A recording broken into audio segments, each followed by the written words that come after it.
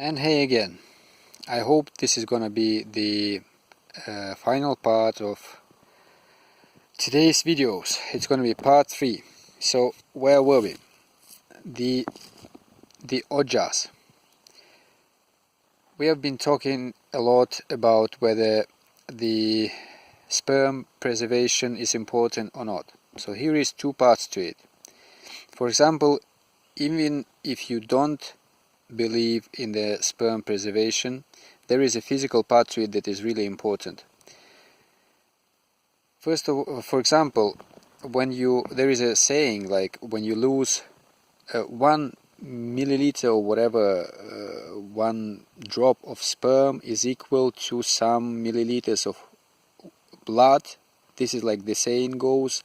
I don't know about numbers, but even if we don't know the numbers, there is a important thing that you should know, that with a sperm you lose a lot of nutrients like zinc, calcium, or I don't know how it's the name of it. You lose a lot of nutrients with sperm, and here is what happens after you lose sperm, because procreation is like one of the biggest and strongest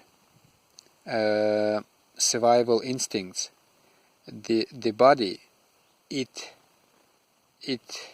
makes you put all his energy into producing new sperm. This is why people feel fatigue, tiredness after sex, losing sperm, especially when they have a lot of sex, because the body is keeping your sperm up to be ready for another baby making. So this is, if you don't believe in sperm preservation, this is, I think, is still important that you should have to keep in mind. But there is another part to it. The thing that I said to you about ojas. Ojas is like metaphysical thing. This is something that, for example, some call it like superpowers of nofab. For example, when women starts to feel you, that there is something, you are not like a regular guy. For example, if you are on a long streak, they kind of feel you. I also experienced that. That is real. So that is what ojas makes. It's like metaphysical stuff. So the thing is, when you start to have sexual thoughts,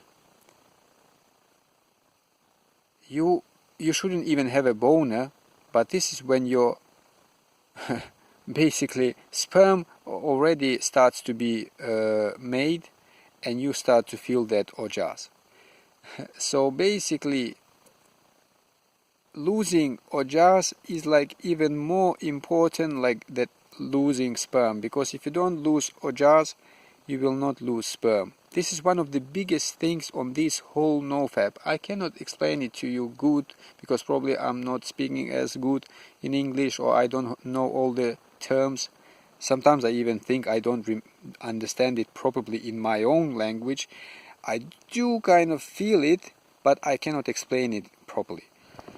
But this is what I've learned. So this is why the 3 to 5 seconds rule could be really important, because this is when you have to shut yourself from continuing thinking sexual or looking at some image or whatever, because ojas is already starts to be working, and this is when you start to lose it. And eventually, if you continue doing that, this is when you will have noctural emissions, night wet dreams, and then you would have like a boner in the morning. Then you would have to go around your day with sexual thoughts in your head, because previously you have failed to keeping that ojas in place. So this is really, really, really important. And as I told you, I have trouble with having this strong mindset. Yes, and here is another thing. For example, on the first streak that I had of 7 months, I had my first wet dream around 200 days. Not like this last streak that I had of 7 months, when I had it at 60, at 90, and I had quite a couple of them. But I did not have on my first streak, and there was everything okay with me. But I did not have any wet dreams because it was a pure mindset. I remember this, what the guy said on that website, that you cannot fight it. You do not have to find it. You have to just go on about your life and just let it go. Same with cigarettes. If you fight it, you are fucked. You are screwed. You cannot fight yourself. And this this energy inside, it's basically our engine. Like my great uncle says, till the time the man is wants women and wants to have he is alive, because that means his engine is working. So this is a great power, but if you try just to fight it with a will, you are screwed. The last comparison that I heard on the internet about this engine is like a nuclear plant, and that is basically true. This is why, for example, at my Czech Republic screw up, when I fucked up, I didn't tell you the whole story how I fucked up, but it was so fucked up because I was basically fighting it, and because I ate a lot of pig's meat probably. And that was not the first time it happened. I remember once I was going from Sweden. It was even before I was doing the nofap, before I consciously was trying to do the nofap. I also remember I was like at the airport, and I was relapsing at the airport. Can you imagine that? So when you try to suppress it with a willpower, you are gonna be screwed, and you are gonna be screwed with that power that you were trying to suppress it. So this is like it's just life. It's just what's gonna happen to you. So that was another thing, and well, I will try to get this mindset, but I am still far away from that. I mean, I do have this 3-second rule. Probably I will have it. How did I? Yeah. So I started, the last streak that I started was on 7th of August, and today is 13th, so I relapsed again, and day number 7. And this is what already happened a couple of times. In general, whenever I go to, whether I go to town or even a village, it happened already on a couple of occasions, I would relapse. So I do admit that it is probably a lot easier for me when I live in a surroundings like that, when I live far from people. So probably it is easier for me to do the nofap, because if you are in town, you are screwed. But it's not exactly or specifically true, because I also have experience about the first, my streak of 7 months when I had a pure mindset. I was living in Kiev, in capital. I was living in basically in central part of Kiev. I was walking every day. I was seeing hundreds of asses and tits like on streets, and it didn't do me any bad, because I was not masturbating in my head. Like, I was not playing with my fantasies. This is the main thing. Like, you cannot indulge on those thoughts when you start having them. You just have to let them go.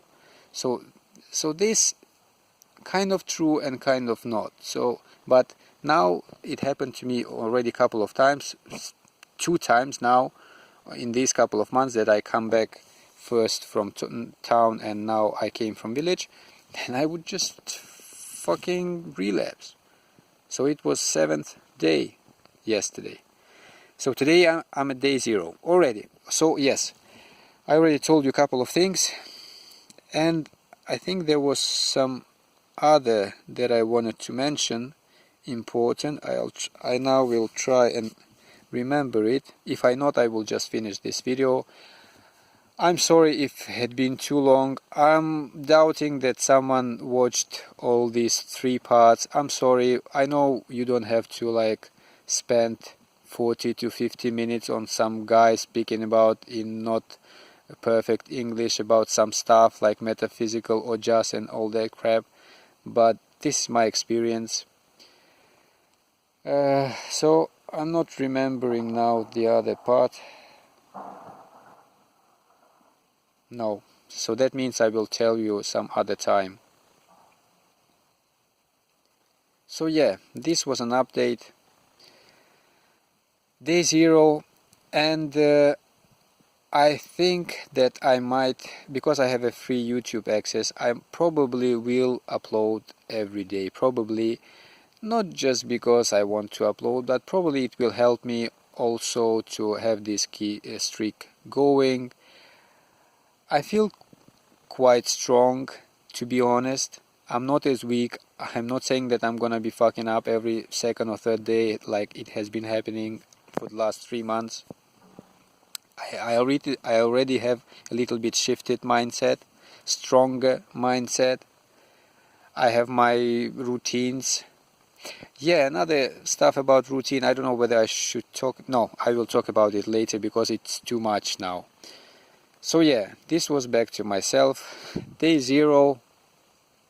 Yeah, this is kind of expert I am. But I do feel that I could be of value to some of you. I know a lot about this stuff. I mean, come on, I'm almost 36 years old.